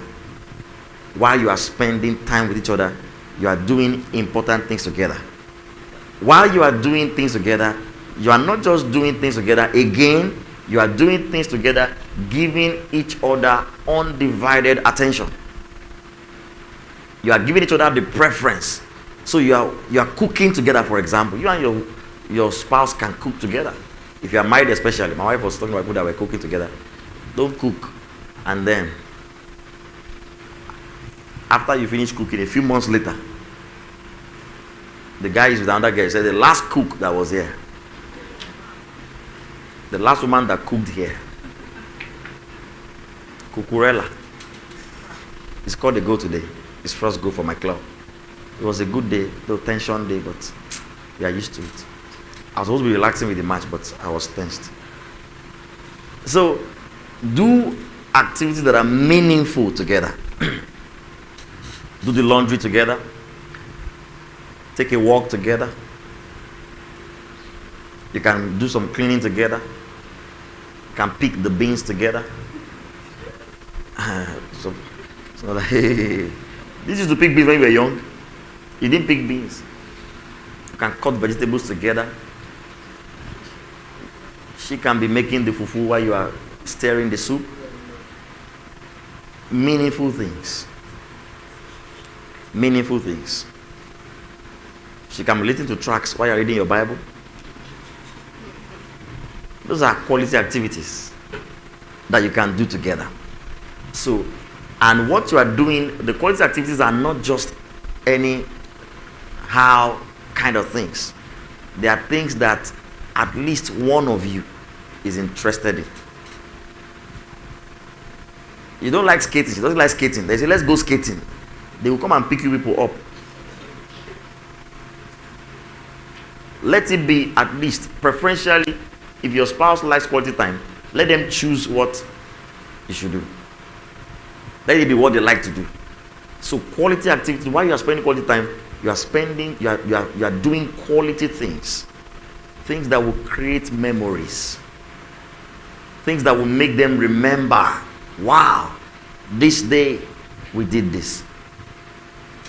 So, and as you do those quality activities, you can possibly take a picture while your husband was dicing onions. You can take a picture while he wore the apron, if that ever happens. Because it seems men these days, we don't cook. I said we myself. My wife was teasing me, was it yesterday? I said before I married you, I was a bachelor for years, and I cooked myself. I'll cook one soup for 3 days. Then I'll be warming it. When I go to the market back then, sometimes Akpan and the market, I will buy atama also. And I will mix everything together. Just keep it there. Today I will make rice with it. Tomorrow I will make gari with it. Next tomorrow is with bread. To survive. But I think many men don't cook these days. Men, if you can cook, please do it. Please do it. So different activities, you can listen to music together. The same music. One earpiece, and you are both shaking your head like a gamma lizard to the same music. Okay? You are both dancing. Maybe you can just play music in your living room and you are both dancing together. You are dancing. You are rolling out like you are roll turn. All of those things. Some of you, the reason I'm saying is making you feel like marriage is really sweet, right? Yes, so get in there. So ensure is what the other person likes. Don't just pick activities that nobody likes. And most of you are bored at it. Let it be preferentially what your spouse likes. If they like going out, go out with them. Picnicking, vacation. God help you that your person likes vacation. You spend all your money on vacation. They like eating, you go out and you get some food, you eat. Let it be what you both enjoy. So if your spouse has quality time as a love language, what are the things you should do? Let's run through quickly. Number one, you can take a walk together through the neighborhood. Take a walk together through the neighborhood where you live, or maybe through where you grew up. If you grew up close, come and let me show you my village. Just be careful, because you're going to see village people in your village. So as you go to maybe your hometown, you say, this place, this is where I used to play 10-10 with the girls. This is where I used to pass this place to school every day. I remember when my wife and I went to Ife some months ago. We walked through, we even sat, we went to where we met, where we had our first meeting, where I left her for 2 hours plus. I'm forgiven. So we walked around. I told her that I wanted us to go to where I asked her out, but we couldn't because of our schedule. But we looked at different spots. We went around. So those are ways to spend good time, quality time with your spouse. You can go to, where's Mr. Pell's place now? Ibom Icon, rent bicycles, ride bicycles. You can learn how to ride bicycles. It's not difficult. And then, even if you fall, you will rise. So, you can give them the rate. The other day, was it Anika that was saying people should come and, is it mountain climbing or is it bicycle riding or basketball playing? Have a seat there.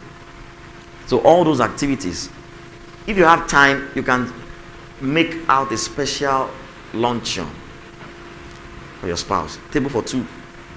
You just book a spot at a corner. And you say, after work today, I want us to go somewhere. Say, wow, where is the somewhere?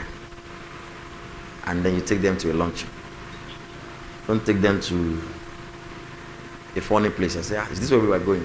Say, yeah. And then they just show you the streets. So do something tangible. You can also ask your spouse a list of activities they enjoy doing. Okay, can you tell me about 3 things that you love doing? From there, you can build up something that you can both do. You can do together. Those are deliberate things. Another thing is you can ask your spouse where they love to sit when they are talking with you. Probably a favorite spot. My wife likes to be on the bed. She likes to lie down on the bed when she's talking with me. That's her favorite spot. So where do you like to sit? For me, I think it's on my chair. I have one rocking chair in the house. So where are we going to meet? One person likes the room, one person likes the living room. What are we going to do? We'll go on a call, video call. My wife is like, my wife does video call to me in the house. To send me work many times. Or to tell me to come into the room. My wife will send my son, Daddy, Mom is calling you. He does that thing. I said, no, tell Mom to come out too. Mom is calling you. I said, I can tell Mom that I'm not coming. Let her also come. So you can actually ask your spouse where is their favorite spot talking to you. Now, this is probably not for married people alone. Some of you like to stare at nature, just enjoy nature. Another one is, if possible,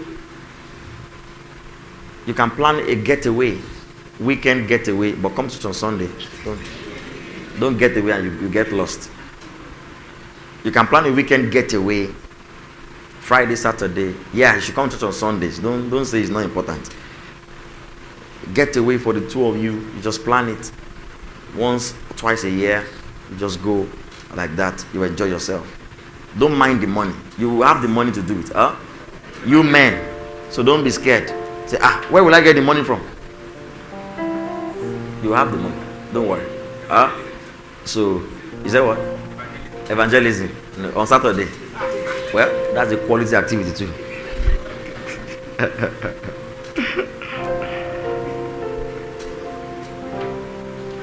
Now, like I said, you may look at your spouse, what they like that you don't like, and do that thing for their sake. For example, females, watch football with your spouses. My wife will say, 22 men chasing rubber. You don't know what passion that brings. Today they were stressing me emotionally. That club. First scored the first goal. Second goal should have come, lost the penalty. Scored the second goal. Then they thought they were cruising. After a while, the defender scored a fantastic own goal. Very beautiful like this. And then tension. From 2-0 to 2-2. Tension. Then eventually 3-2, 4-2. So I was supposed to be resting, but I wasn't relaxing. I remember on the day of the Nigeria final, my wife went inside. She said she was not watching the match. because she doesn't want problem. She doesn't want her emotions to be swayed. So, but spouses, look for something that you don't enjoy doing, but your spouse loves doing. Do it alongside them. It will communicate more to them if they are quality time people.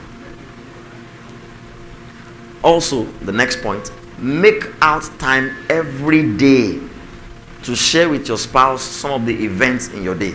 Some of the things that happened in your day. Oh, today at work, do you know, there was this man that just came around and was just sharing money, saying, so did you collect your own? I said, no, my husband is rich, so I didn't collect on the person. I said, wow, lovely. But next time, next time, collect it and add it to what we have. So,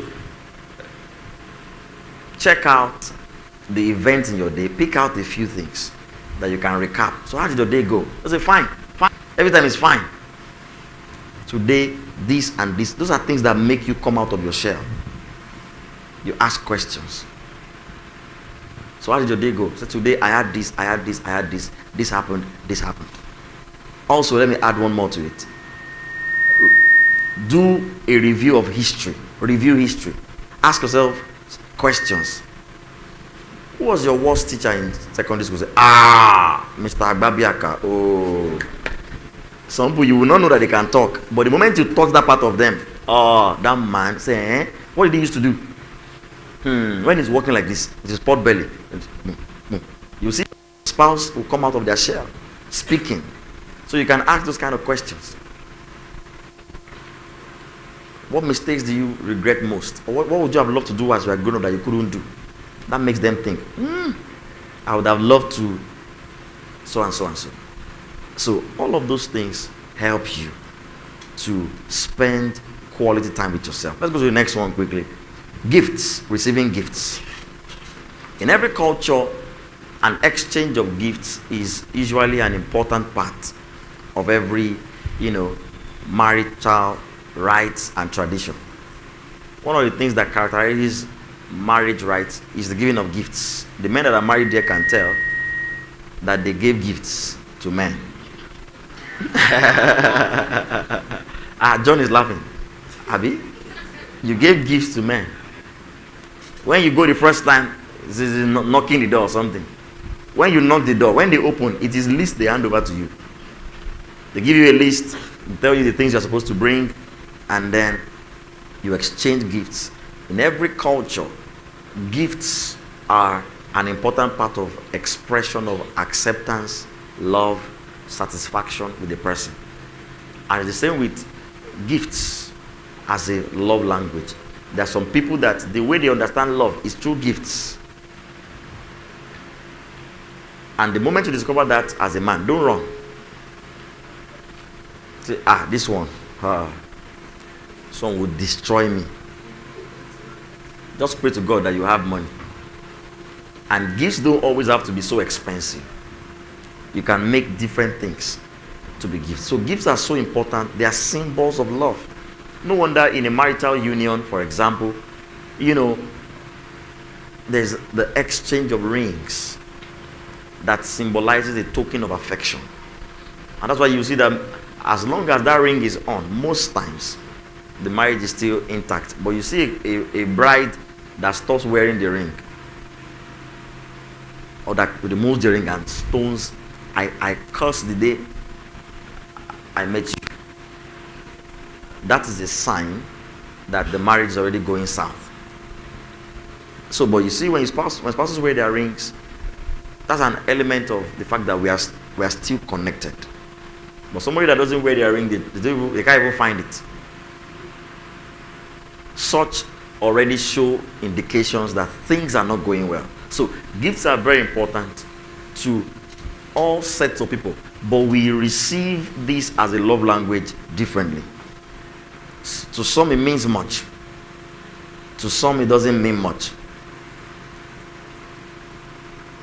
So they are important to others, and they may not be so important to others. But in all, gifts are ways to communicate love. They are visual symbols. Many times I found out that when people give me things, I remember whenever I want to use that thing or I see that thing, I remember them. Their name pops up. Oh, this person gave me this. This person gave me this. So those things communicate affection to us. They communicate love. And like I said, gifts don't always have to be big. You don't always have to spend so much money. Say, your love language is gifts. Say, thank God, I found out during 6 months. I've not prayed far. Just because of gifts. No. You can be creative about gifts. It's not always food you have to give. It's not always money you have to give. You can give basic things. Your spouse may not appreciate it on the first day, but if you do it again, she will, like you can see a flower, a nice rose flower on the street, and you cut and you bring home for your spouse. Or as I come to church in the morning, you see one nice flower, you cut and bring. And if it's a tree you see too, you can cut a tree and bring. And put on your shoulder. Say, this is a token of my love for you. So, for somebody that their love language is primarily gifts, whatever you spend will not matter to you. That is, if you like to give gifts, you won't see anything as big. You can go ahead and spend so much just for the person you love. And that's very profound. But somebody whose love language is not gifts will think you are wasting money. So why did you buy all of this? Why did you spend so much? For the one that is a spender, giving gifts is not a problem. But the one that is a saver or a savior, such a one would struggle to give gifts. So decide that the moment your spouse's love language is giving of gifts, then, or is receiving of gifts rather, then be prepared to become creative so that you don't always have to spend. You don't always have to go out of the odd or the normal order, borrow money just to please your spouse. Say, she loves gifts on her birthday. This is what I'm going to do. Whatever you can afford, don't do. You can become creative. You can make a card. Make a card for your spouse. A good spouse will appreciate it. You can surprise them with a particular thing. You can order something, have it delivered to them. And those things touch people's emotions. You may not have grown up receiving gifts, but if your spouse loves to receive gifts, you have to learn it. That's what we are saying about these things. Say, me, I don't. If you don't give to me, I'm okay. I'm an independent woman. Congrats. But now you have met a dependent man. He loves your gifts. So don't say I'm not a gift person. You can give gifts. You can give gifts. You can buy things for people. You can show affection. Some people grew up like that. Everything they needed, their parents supplied. Before they asked for things, they answered. They supplied. So you are meeting that kind of person, you better be ready. So let money not be a problem. Spend the money. Tell your neighbor, say, spend the money. Tell another neighbor, say, neighbor, spend the money. Tell them, say, be a spender. Victor, tell Rachel that because she's too busy. Tell her, say, be a spender. Say, me, I'm not a spender. I like to save. May you be saved by the time your spouse is showing you shege. Say, he doesn't love me. Say, because he has look all around me. What has he bought for me? Now, I'm not talking about gold diggers who are also called grave diggers. I'm talking about people that genuinely receive love by gifts. Some people are just greedy. Just greedy. The day they say, let's go shopping, you are so scared. I say, shopping, I know. It's a long day for me. So this weekend, Karatismos. The next weekend, evangelism. Concert preparation. Because they know you. The moment you enter the boutique, you start booting. So, I just remember that I don't have this color of. Somebody wants to get all the colors of a particular cloth. I just found that I don't have this kind of shoe. Must you have all kind of shoes?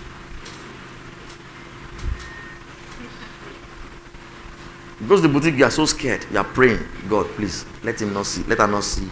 Let her not see this particular. Or as they are pointing their hands, you are checking the price. You know, you guys, you understand this. You want to form big boy. You don't want to say, don't worry. Yeah. I got it. So can I pick this? Why not? Anything for you, my queen. And then he's weeping inside. Say, Lord, may the POS not go through. May the POS hang. May it bounce back. Because that one is so joyful. Say, pick this for me. They first carried a small basket. But that wasn't enough. So give me the trolley. Give me the trolley. Then they start pushing things, raking things into the trolley. And they ask you, is it okay to pick this? Good guy. You can't say otherwise. Yeah, it's okay. Some of you have been in this before, I know. You are already calculating. Every time you pick something, you check the price. 24,000 plus 16. You are calculating based on what is in the account. So, and you know the worst embarrassment, you don't want your account to bounce. When you get to the cashier and they say we want to pay, they say you have insufficient funds. What do you mean? Baba, you know what is there. What do you mean? No, check it very well.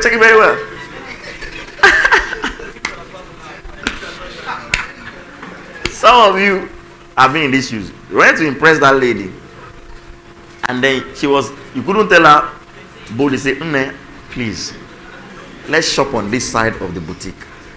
So that side is for politicians and their children. So you get to the cashier, say 84,750. But then the press, insufficient funds. No. Check it again. And you carry like 4 ATMs. By the time they ransack all your 4 ATMs, everything in them is not up to 84. So let me transfer. Let me send some money. And then, or sometimes you even find a way. You pay for it. Oh, no, there's a way this Sabinus guy used to cry at the end of his videos. And there's a way after he has messed up, he cries at the end of it. That's the way you have internal bleeding. You are bleeding internally that, hey. But the girl is so happy. She got on, she did video of everything that she bought. Unveiling, unboxing. But you are in one corner in the house. Crying. Say, Lord. 3 weeks budget. Gone to impress. So don't try to impress anybody, but be a spender. And when we are with your spouse, if your spouse is a gift receiver, let them know if there are boundaries for now. Why are you trying to impress? That's why I always tell you, one of the keys you must unlock early in your relationship and love life is you must be open about your finances. It helps you a lot. Nobody trying to deceive the other person, trying to form rich kid, and we know where you are from. The day they go to your family house, they are so disappointed. They say, I'm from last Giddy. I'm from last Giddy. Where is last Giddy? Oh, Giddy gone. Like Giddy. I'm from last Giddy. I'm from the island.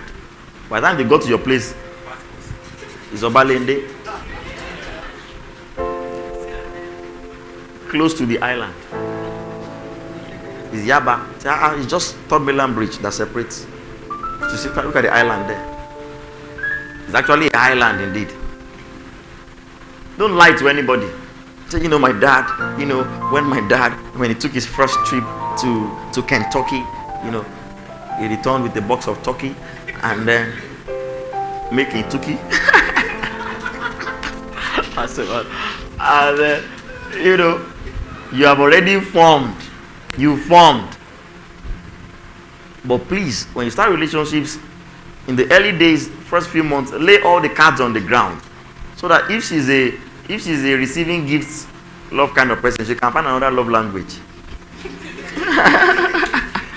You say, oh, look at this account. This love language no go work for this account. So you can quickly learn another one. Since Pastor said you can learn, you can start learning another one now. So it's better to put all the cards on the table. Put all the cards on the table. Make it clear. I know you are a receiving gifts person, but, well, I won't be able to do this for you now. Don't worry. Pray to God. One day, I will have what it takes. Praise God. All right. Under the gifts, receiving of gifts, you can also give the gift of yourself. The gift of yourself. That is making yourself available. This is not just about quality time, but making yourself available at important times in the life of your spouse. Is an intangible gift that sometimes speaks louder than a gift that you can give to somebody physically. The gift of your presence. You are there at crucial times. Your spouse wants to have a job interview, fighting. You're having a quarrel. They applied for a job, they send them the good news, they have an interview, but you were not there. No message to cheer them up and say, I'm rooting for you, I'm praying for you, I encourage you. Until they got the job. And you now brought your coconut head back. Say, well, while you are away, I got a job. So, in difficult times, people will cherish your presence. In times of crisis, physical presence is one of the most powerful gifts you can give. That's why when somebody is going through something, they feel loved when somebody comes. Was it Christosin that was saying earlier that he wasn't feeling well, and then Elisha showed up and he felt loved? So the gift of yourself is important. If you don't have money, you can say, I brought myself, I am the sacrifice. You can come and just say, well, I brought myself. I have no other thing to give you. I came. Somebody had an accident, be there. Somebody is sick, has a surgery or something like that, visit. So those basic, simple things are important. People feel loved when you are there for them at crucial times. So gifts don't have to be expensive, but you can use your own presence to fill up the voids where you can't give things. Be there on people's wedding days. Don't say, your wedding day is very tight. Losing it. If it's tight, losing it. Free up space. Make up space for people in your life. Find a way to be there for them at crucial times. So you make yourself available. So if you are a person of gifts, what can you do? You can try a parade of gifts. That is, you do like a buffet. Give options. This. Which of them do you want? But some of you, it's dangerous to give you options. Because when they give you options, you will pick everything. So whatever made you think of these 4 things means you can offer everything. So give options. You give this now, you give that now. Secondly, you can allow nature to be your guide. Nature to be your guide. As you move around, as you travel, as you journey, you can remember things, or you can see things on the way. Like I told you, you can be coming back from work and you pluck a flower for your spouse. It's a lovely gift to give. So I just found this on the, enjoy something that is smelling nice, and you give to them. Thirdly, discover the power of what I call handmade originals. That means gifts that you make with your hands. Handmade originals. Are you taking note of those things? Huh? You will say I didn't teach you. Handmade originals, that means you just craft something. You write a note, you make a design, you make all those airplanes, all those boats that we used to make. Those boats that we fold, they will make boats. Then you say, I am in this ship with you. I am in this situation ship. You make that airplane, that one that used to, there was airplane and there was jet, right?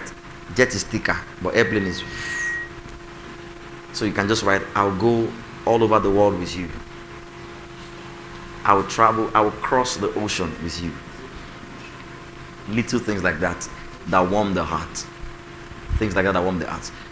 You can decide also, you can decide to give gifts on regular days, not special days. You only give gifts on birthdays and anniversary. Just give a gift.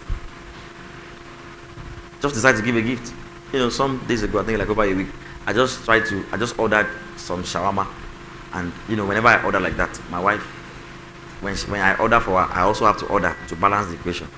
Not really because I want to eat, but just to, quality activities. So that she's eating, I'm also eating, And she didn't know, so as she got back, the delivery person brought it. She was like, oh, so nice. It doesn't have to be, say, you wanted to, your spouse gave you something, say, what are we celebrating today?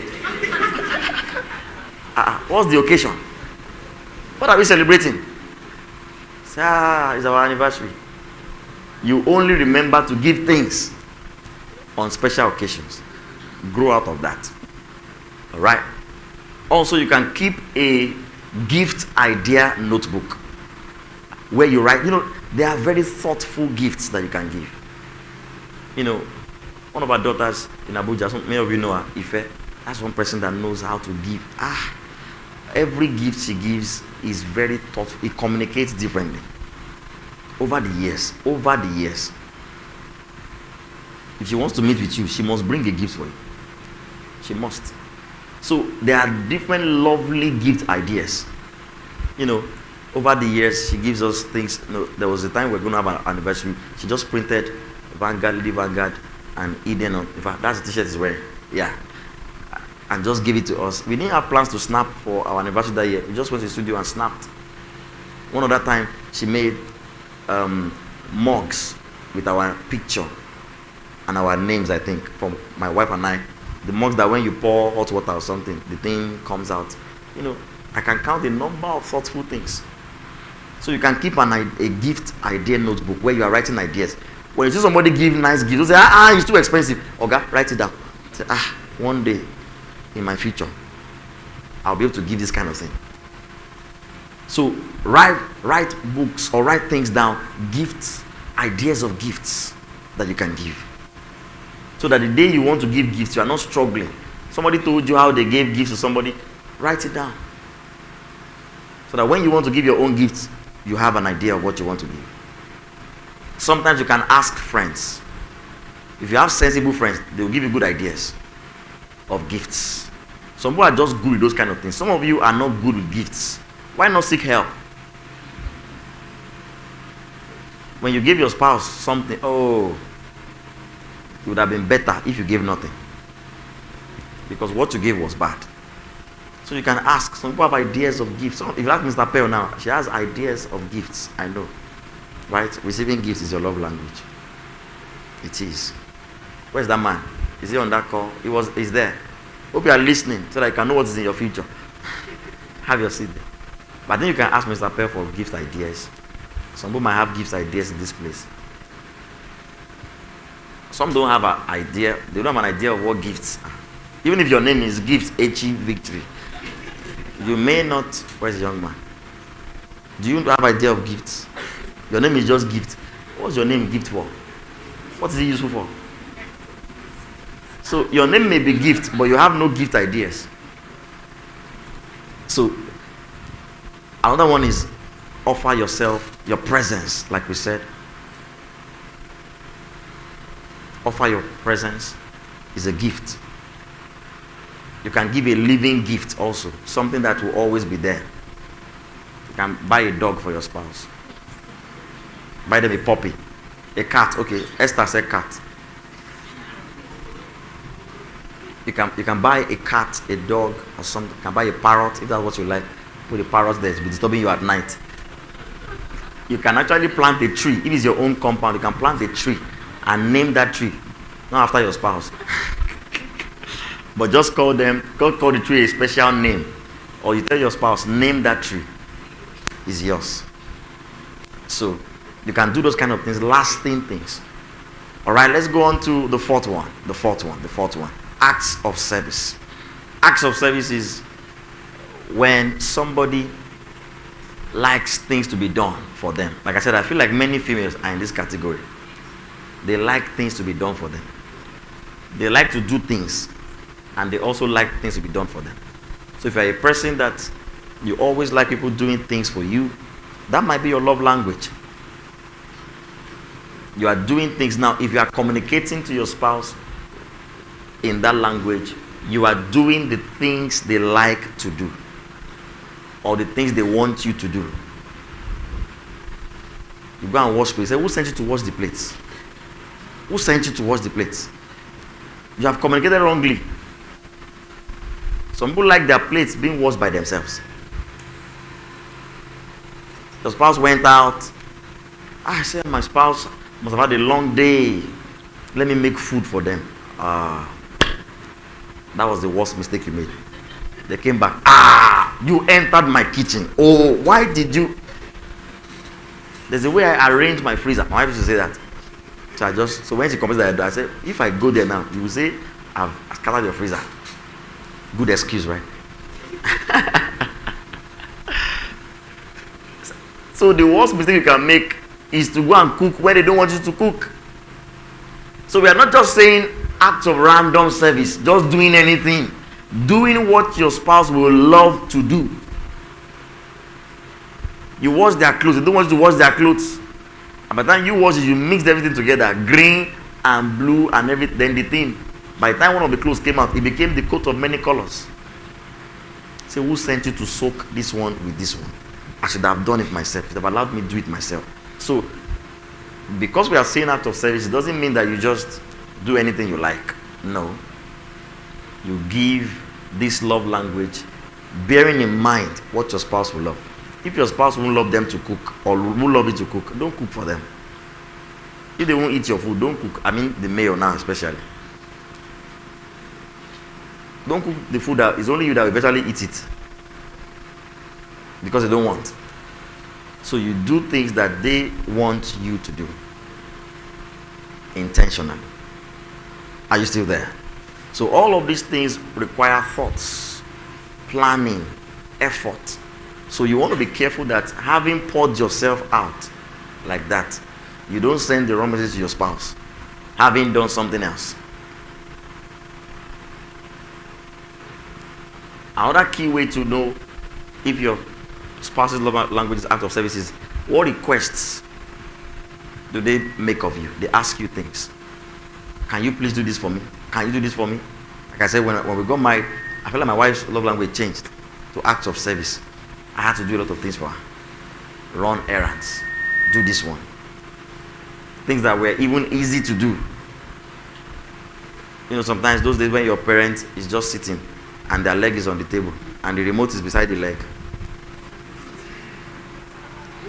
They call you from the room or from upstairs. The remote is just beside their leg like this.